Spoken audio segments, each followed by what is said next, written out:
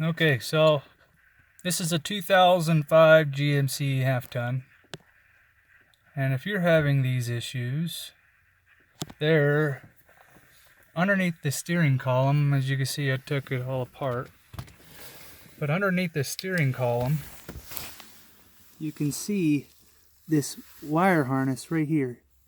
Okay, and I'm going to show you what happens when I mess with it a little bit, and I'll show you that it won't start, nothing. Okay, the whole dash is just wigging out. Okay,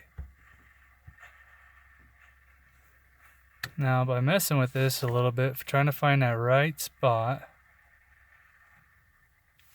okay, she starts up. So there is a problem to that.